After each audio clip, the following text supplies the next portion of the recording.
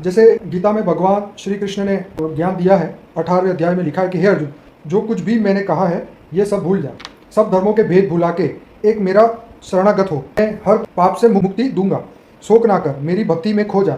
इन सब ज्ञान में भी सिर्फ एक चीज याद रखो कि केवल मुझे भजो, मैं सब पापों से छुड़ा दूंगा।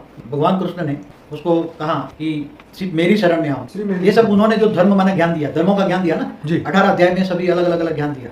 धर्म माना धारणाओं का ज्ञान दिया जी। तुम्हें नष्टो मोह बनना चाहिए, ये बनना चाहिए, करे करे कर ज्ञान दिया ना 18 अध्याय में जी। तो बोले अगर ये ज्ञान ना हो, सिर्फ मेरी शरण में तू आ जाए जी। सब धर्म छोड़ के, जी। सर्व धर्म परित्यज्य मामेकम शरणम मम जी। तू सभी धर्म छोड़ के मेरी शरण में आ जी। तो तू अगर मेरी शरण में आता है तो मैं तेरे को परम धाम ले जाऊंगा जी, पापों से मुक्ति दूंगा। पापों से मुक्ति दूंगा तब जाएगा ना आत्मा। ठीक है। तो उसको याद करने से इसलिए बोला कि तू मेरी शरण में आ। मगर वास्तव में जो गीता का ज्ञान डाइजेस्ट करने वाला ये है कि मैं बताऊं, जो पहले ये समझो कि कृष्ण को तो तुम याद करोगे तो कृष्ण जहां है वहां ले जाएगा ना तुम्हें। मगर कृष्ण किसका अवतार है ये पहले जानो। कृष्ण विष्णु का अवतार नहीं है, ये कृष्ण कोई शिव का अवतार नहीं है, महाशिव का अवतार नहीं है, परमशिव का अवतार नहीं है। कृष्ण ऑलमाइटी अथॉरिटी का अवतार है।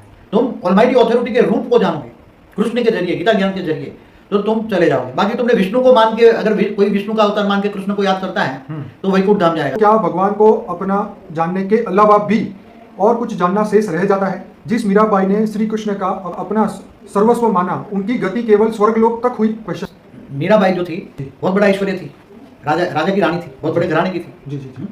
मगर उसने कृष्ण को पति माना। क्या बोला? जी। मेरा तो गिरधर गोपाल दूसरों न कोई।